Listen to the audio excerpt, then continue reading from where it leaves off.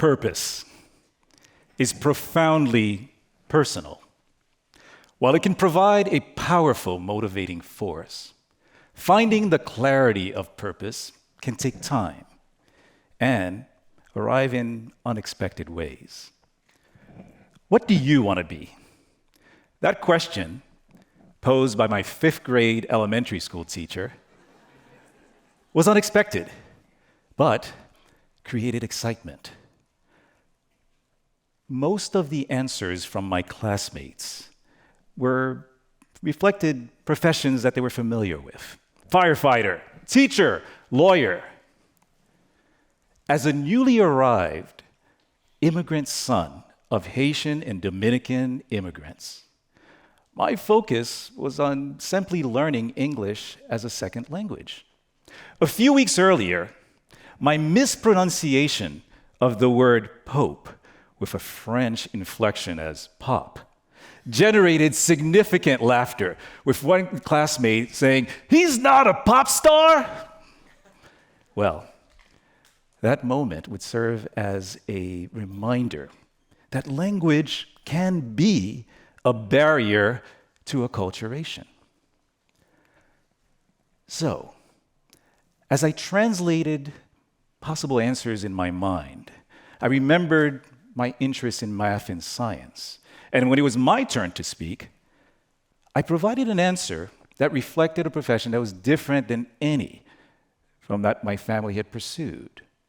I want to be a doctor. In the years to come, that answer would be reshaped by a blue book and purple violets. In high school, I had to write a report on HIV and AIDS. As a source, I used the 1980s edition of the World Book Encyclopedia. It had a blue cover and gold lettering.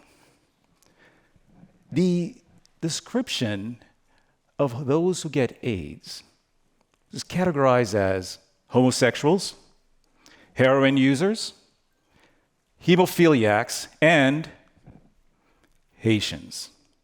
This would become known as the 4-H Club. So, how did the Haitian nationality become associated with AIDS?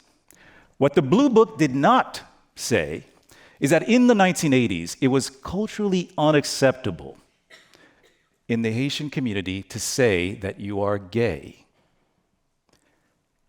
So, when young Haitian men presented with an unusual pneumonia and were asked, "Are you homosexual?" the answer was no. If, on the other hand, they had been asked, "Do you have sex with men or men and women?" the answer would have been yes. As such, the transmission of the virus through bodily fluids was consistent with information already known. Yet, the FDA would move to ban all Haitians from donating blood.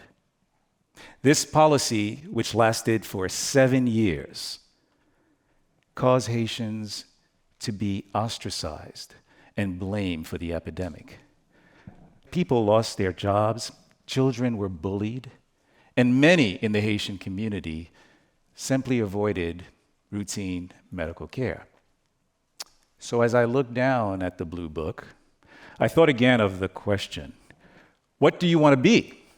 I didn't just want to be a doctor. I had to be a doctor. I had to learn how to best serve communities in need. And so with that fire in the belly, I became one of 500 pre-medical students enrolled at the NYU College of Arts and Sciences. Another one of those students was Carlos Oyola, another immigrant son of immigrants dreaming of becoming a doctor. Anyone who met Carlos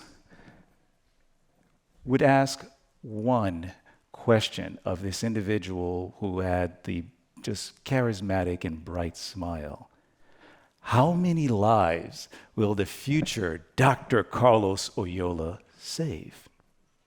As we progressed through our courses, we often reflected on the expenses associated not only with tuition, but books and lab fees. With 4 of my own siblings at various stages of higher education, the financial pressure on my family was notable. And so I made the decision that perhaps it would be best to leave NYU and attend City University. Despite such pressures, Carlos and I found time to volunteer, bringing toys to the hospitalized children during the winter holidays and planting violets in the park at springtime. On April 23rd, 1992, I was in a classroom near Washington Square Park. The usual sirens echoed outside. I had turned down an invitation to plant violets that morning, choosing instead to focus on my studies. Stepping outside after class, there was something different in the air. The sirens that I had dismissed were still there, signaling that something terrible had happened. On a warm spring day, with many enjoying the sun outdoors, an out-of-control vehicle had accidentally careened through Washington Square Park, injuring 26 individuals and killing 5. In the chaos that ensued, it was not immediately clear that one of the lifeless bodies laying on the ground was none other than my friend, Carlos Oyola, just 19 years old.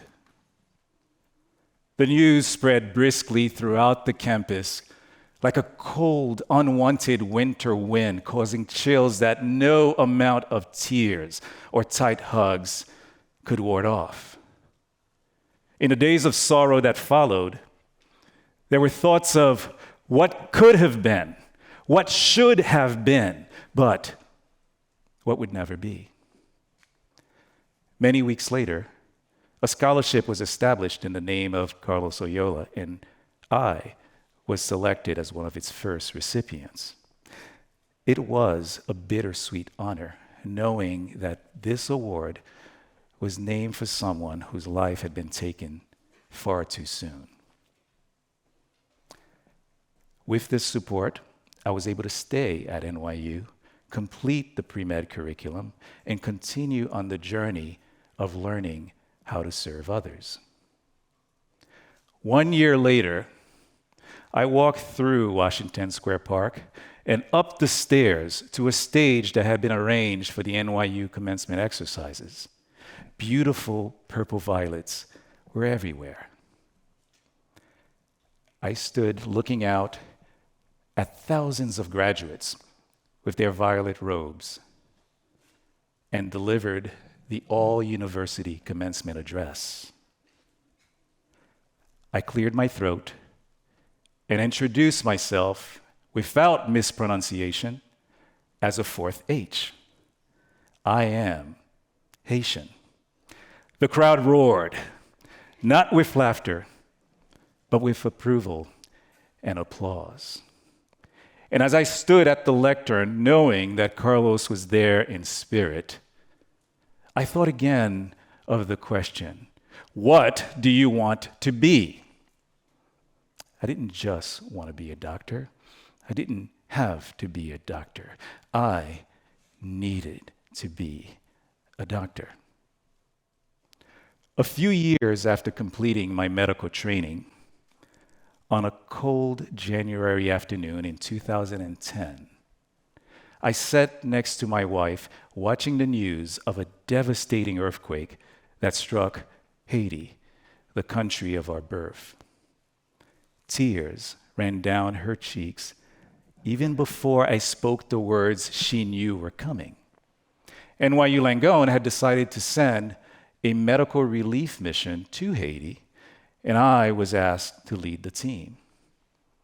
It was as if the entire course of my journey from the 5th grade had prepared and led me to this moment where the question I had faced so many times before now carried so much weight. What do you want to do?